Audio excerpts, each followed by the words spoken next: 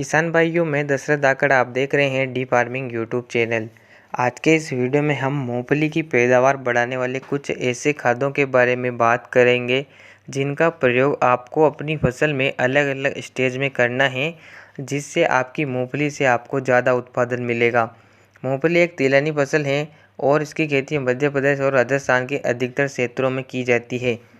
मूंगफली से अधिक उत्पादन लेने के लिए आपको उसमें कुछ ज़रूरी पोषक तत्वों की पूर्ति करना ज़रूरी है, जिससे आपके उत्पादन में वृद्धि हो सके, फसल अच्छी तरह से विकास और ग्रोथ कर सके। पूरी जानकारी आपको इस वीडियो में देने वाला हूं। वीडियो को पूरा देखें। जो किसान चैनल पर पहली बार आएँ, चैनल को सब्सक्राइब करें, पास में जो घंटी है उसे ज़रूर दबाएँ। किसान भाइयों, मूंगफली एक ऐसी फसल है जिसकी बुआई के समय किसी भी प्रकार के खाद का प्रयोग नहीं किया जाता है।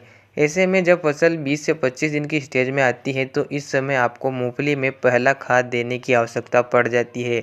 पहले खाद के रूप में आपको उन तत्वों को देना है जो फसल को अच्छी तरह से ग्रोथ कर सके, हरी भरी बनाए रखे और जल्दी से उसका विकास कर सके। तो जो भी मैं आपको खाद बताऊंगा उनकी मात्रा आपको प्रति एकड़ के हिसाब से रखना है। तो यहाँ पर पहली चीज़ आपको लेना है 35 kilogram urea plus 15 KG MOP potash. इन दोनों को मिलाकर 25 से 30 दिन की स्टेज में आपको मूंगफली में दे देना है, जिससे फसल हरी भरी बनी रहेगी और अच्छी तरह से विकास करेगी। इसके बाद मूंगफली में दूसरा खाद आपको 50 से 55 दिन की स्टेज में देना है। इस समय मूंगफली में कुछ पौधों पर फूल आना शुरू हो जाते हैं और हो सकता है कि आधे से ज़्यादा मूंगफली में फूल आ जाएं। तो इस समय आपको दूसरा खाद अपनी फसल में देना है। दूसरे खाद के रूप में आप 5 KG calcium nitrate plus 15 KG urea, इन दोनों को मिलाकर अपनी फसल में दे सकते हैं। इनके साथ अगर आप मिलाना चाहते हैं तो NPK 05234 4 केजी प्रति एकड़ की दर से इनके साथ मिलाकर दे सकते हैं। जो भी मैं आपको खाद बता रहा हूं, अगर आपकी फसल में इनकी ज़रूरत है तो ही आप प्रयोग करें, बेवजह अपने खर्च को ना बढ़ाएं। इसके बाद जब मूंगफली 70 से 75 दिन की स्टेज में आती है, इस समय पौधे में तीसरा खाद आपको प्रयोग में लाना है। इस समय मूंगफली में पौधों में कुछ मूंगफली बनना शुरू हो जाती है, यानी कि फल आना शुरू हो जाते हैं।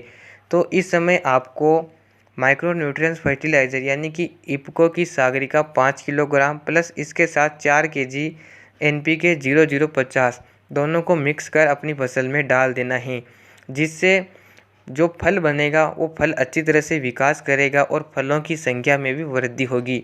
तो 70 से 75 दिन की स्टेज में आपको इन दोनों चीज़ों का प्रयोग करना है। इसके बाद आप किसी भी प्रकार अपनी फसल में कोई खाद ना दें। इसके बाद फसल की 80 से 85 दिन की स्टेज में आप प्लांट ग्रोथ रेगुलेटर के रूप में सिजेंटा की कल्टार का प्रयोग कर सकते हैं। किसान भाइयों, जो भी मैंने आपको ये खाद बताए हैं, इनका प्रयोग फसल में नमी हो तब ही करें, ताकि आपको अच्छा रिजल्ट मिल सके।